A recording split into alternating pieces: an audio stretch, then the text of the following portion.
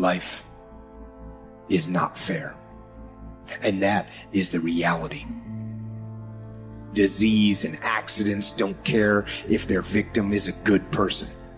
They have no reason, no justification, and no mercy. And you cannot stop it. So, what do you do? Life's not easy. It is not. Don't try to make it that way. Life's not fair. It never was. It isn't now, and it won't ever be. Keep going because there's people that don't want to see you succeed. Keep going because you want to prove those people wrong. You want to knock the naysayers down. You want to make them your footstool. I'm telling you to keep going when you face opposition. I'm telling you to keep going when you face adversity. People always ask me like there's some magical response.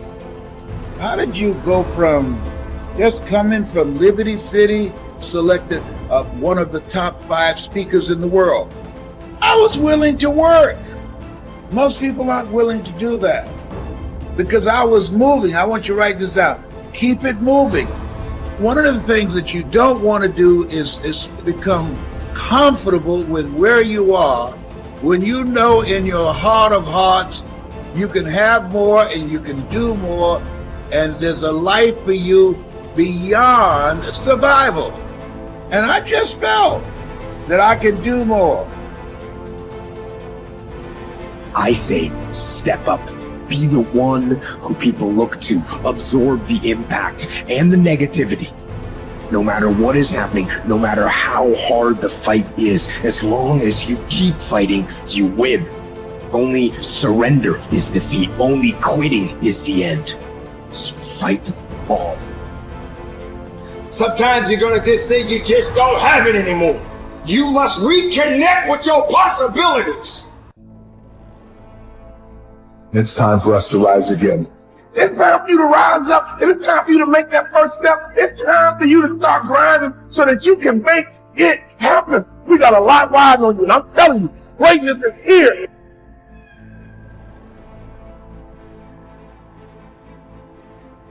You can be and do whatever you want, and nobody can stop you. Nobody can stop you but you.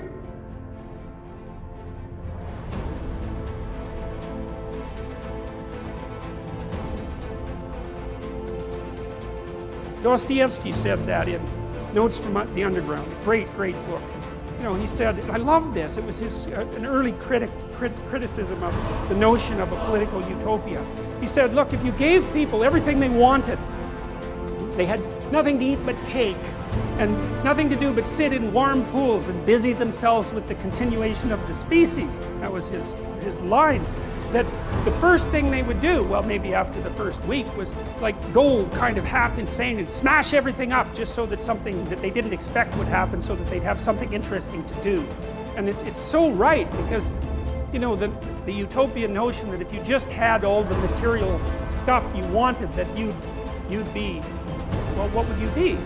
What would you do? Would you just sit on the couch and watch TV? I mean, you'd be, I don't know what, you'd be cutting yourself just for entertainment in no time flat, you know, and that's the sort of thing that people do. So we're not adapted for security and utopia. We're adapted for a certain amount of security because, you know, we are vulnerable, but mostly we want to have one foot out where we don't know what the hell is going on, because that's where you're alert and alive and tense and with it. And you know, I believe this, and I believe it actually has something to do with the hemispheric structure of the physiology of your brain, is it? Because the right hemisphere looks roughly adapted to what you don't know, and the left hemisphere, this is an oversimplification, but a useful one, is adapted to the world that you do know, and the right place for you to be is halfway between them. Because that, and you can tell that, that's what's so cool, and this tells you that this is actually reality that's manifesting itself to you. You know, that sense of active engagement you have in the world when things are working well for you, you know, where you should be at the right time. You're alert and on top of things and engaged, and you don't have much of a sense of time, and the sense of the tragedy of life sort of recedes, and that's when you're That's when you've got 1 foot where it's secure and 1 foot out in the unknown. And your brain signals to you that you're in the right place by making what you're doing meaningful. And that sense of meaning is actually a neurophysiological signal that you've got the forces of the cosmos properly balanced in your being at that moment. And that's why it feels so good. Now, well, what else could it possibly be? I mean, you know, our brain is capable of looking beyond our vision. That's what it's for. And that sense of engagement, there's no reason to assume that that's anything but a real signal. And you can reduce it. You can say, well, the problem with being where you know only is that you don't know everything. And that's going to be a problem in the future. And the problem with being where you know nothing is that's just too much, man. Like, you know, you go into panic mode because anything can happen there and you can't handle it. So you got to mediate between those two things. You want to be secure enough so that your physiology isn't revving out of control, and you want to be out there in the unknown enough so that you keep updating yourself constantly. And that's the place where information flow is maximized. And you know that because that's where you are when you're having a really interesting conversation with someone, or you're gripped by a book, or you're really into a movie, or maybe something that you do as apart from your work, or maybe even in your work, you're into it. And that's because you are in the right place at the right time, and your whole nervous system is signaling that to you. And I would say that's the sort of place that you should be all the time. And of course you can't be, because no one's perfect, but that's the recreation of paradise on earth. It's something like it, because you are in the right place at the right time when that is happening. I think people's relationship with time. We talk about relationships with humans. How's your relationship with your kids? How's your relationship with your wife? Your dad or your parents. But we never talk about a relationship with money and time. And your relationship with time is such a key component of your life, because when you get caught in a routine, time goes so quickly. When you understand that there are maybe only 28 summers left, and if you want to truly, get as much experientially out of life, it just creates a tremendous amount of urgency. So, and the fear goes away, because you're like, shit, man, nobody on the planet, no one's going to be here in 100 years. Do I care what he thinks that, we're not going to be here in 100 years, so why wouldn't I take the chance? And it's just, I don't know, it's just so, I stopped writing it because I'm so aware of it. There's not a day that goes by when my head hits the pillow where I don't say to myself, did I maximize the day, and am I aware of my mortality? And it might sound depressing, but it's not. For me, it's thrilling. It's thrilling. You have to make that decision for yourself. You have to decide, I'm going to pursue that path, which is going to be really, really hard and difficult and take many, many years and be a great sacrifice, or am I going to pursue being a great employee? Now, if you want to be a great employee, you got to remember something. You're hired to help someone else achieve their goals, which is cool. There's nothing wrong with it. But if you don't understand that, you are not going to be a good employee. So you have a boss and they say, here's our goal for the quarter. You're going to help me get there. You work like hell to make sure that they achieve that goal. You're part of that team. That's very important. And then you keep moving up the ladder. And the great thing about that is if you're a good employee, you can also do very well. It's not the same as being an entrepreneur. You're never going to probably make as much money as you could have had you started the company, was my point, but you'll get the Saturdays off, the Sundays hang out, go to the soccer games with the kids, have a more balanced life. There is no balance in entrepreneurship. We talked about love and how to have love in a relationship. And one of the complaints that I hear, or one of the issues that I hear in people's lives is that they don't feel loved, they don't experience being loved, they're not loved. And they're then left with this kind of tail chasing exercise, okay?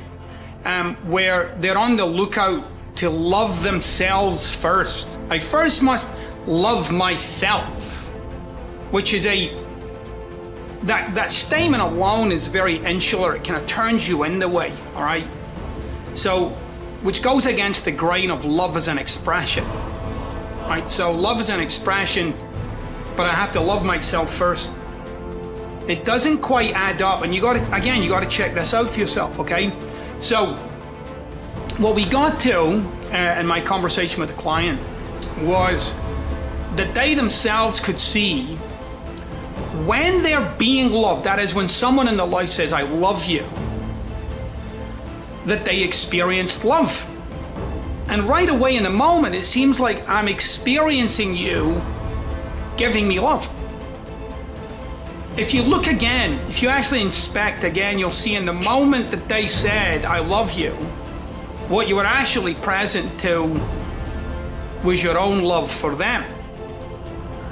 Now, if you again look in your life, you'll find there's occasions when people have said, I love you, and you didn't experience anything.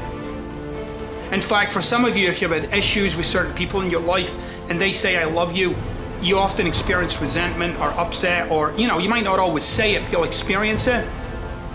That is, you can't experience that communication, you can't experience their love for you because you are not in the presence of your love for that person. Now, what does that tell you? Well, it tells you that love is a generated phenomenon. That is, it's something I'm doing.